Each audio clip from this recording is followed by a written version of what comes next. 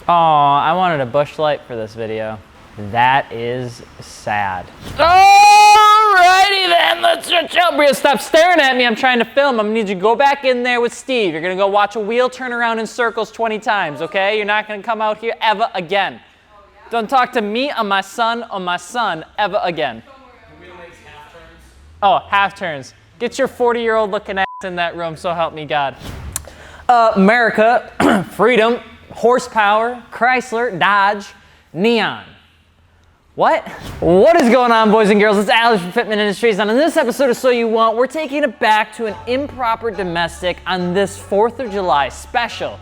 The bubbly-eyed, angry-sounding, weird concoction of power, the one, the only, Dodge Neon SRT-4.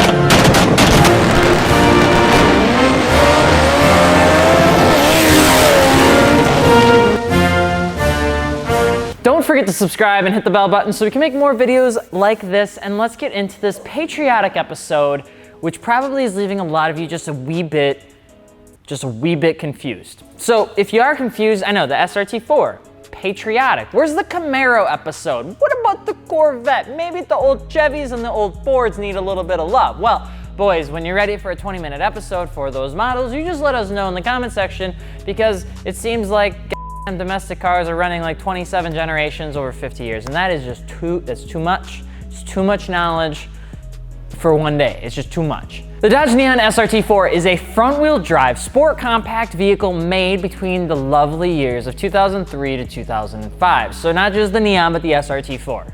Okay? Back when Apple launched iTunes, J.K. Rowling was still writing good books, and Finding Nemo was released, which is, I'm still pretty sure that I'm scarred from the beginning of Finding Nemo. Made me very sad when I was young. I think I cried every time. I stopped crying once I got older, but it still hits a little bit of a soft spot.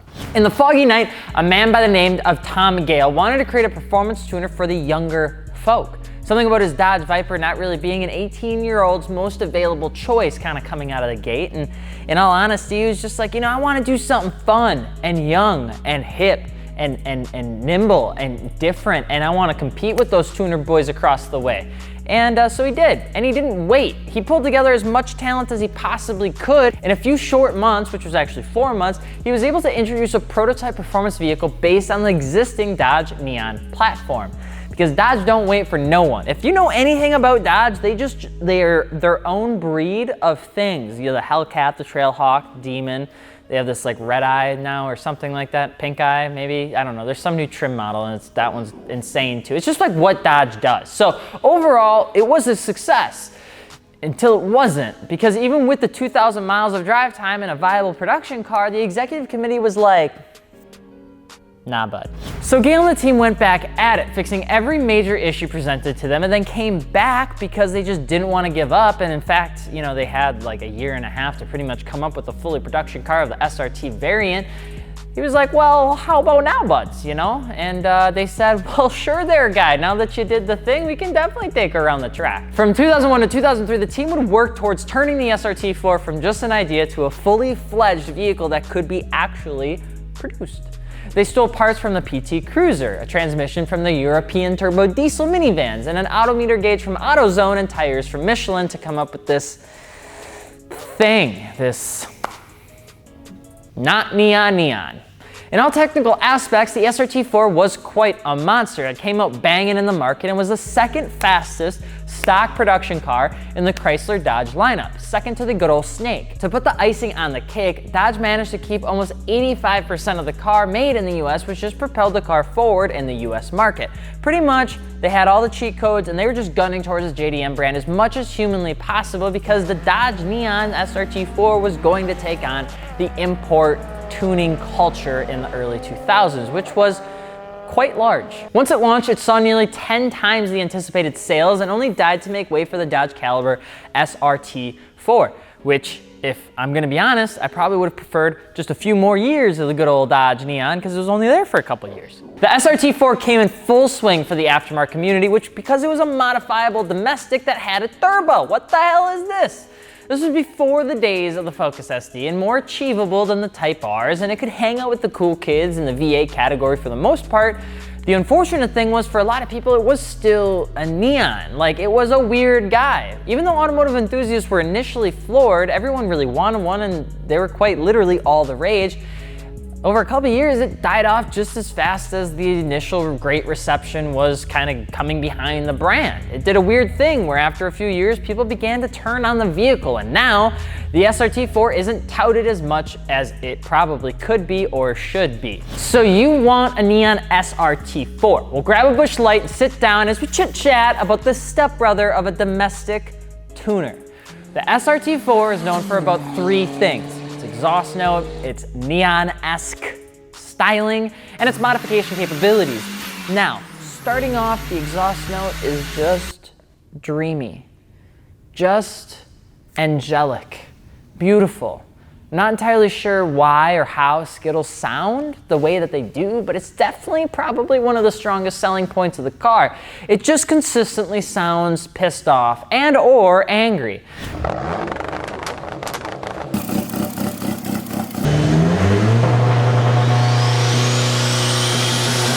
Or it might just be about to blow up. Pair that with some exhaust modifications, open up the intake and an intercooler, and each pulse sounds like an angry rainbow vacuum on steroids. It's actually pretty killer. And if you love rainbow vacuums and you love SRT-4s, you're gonna love this combination. The interior, on the other hand, is less than to be desired for most, which is why you'll see plenty of them with swapped steering wheels, race seats, deleted rear seats, and not much of anything when it comes to comfort, because it was still, unfortunately, a neon. So the interior still didn't really have the stuff that a lot of other competitive brands did. And in terms of creature comforts, the neon was still a little bit on the back end for that. I mean, they still had the cranky windows in the back to save cost. Tunes and mods for your car, though, are actually pretty well versatile. They're not too expensive and they're not too cheap. You'll see people mostly doing show stuff to these cars, though, as their heyday of being on the drag strip or autocross track aren't necessarily their home. There's a couple people out there that try to make them the drag day demons that they want them to be, and they are pretty cool, but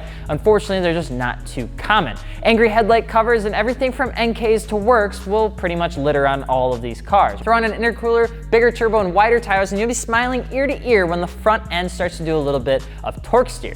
But just like Limp Bizkit's outfits, the car didn't age very well. Third gears have a tendency to go out, axle shafts can only handle about 400 horsepower, and so if you're at the 500 horsepower on stock axles, you're gonna have a bad time.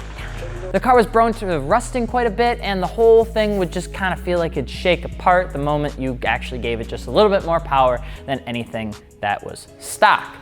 And that's pretty much every car, though, I suppose. The SRT-4 is quite the platform, with most of its value being in the driving experience and the exhaust note. They are a car that performs fairly well within the right hands and is pretty decent bang for your buck car, as long as you can get past some of the interior plastics and creature comforts and the fact that it's front-wheel drive transmission and the million automotive enthusiasts telling everybody that SRT-4s are still just a neon. In fact, SRT-4s are actually pretty fun, and if you really think about it, coming down to picking one up and having some fun on a summer day, it's a pretty good car to do it with.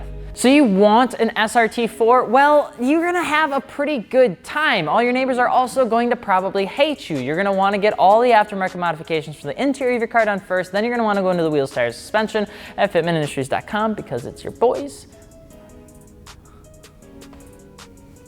You know what I'm saying?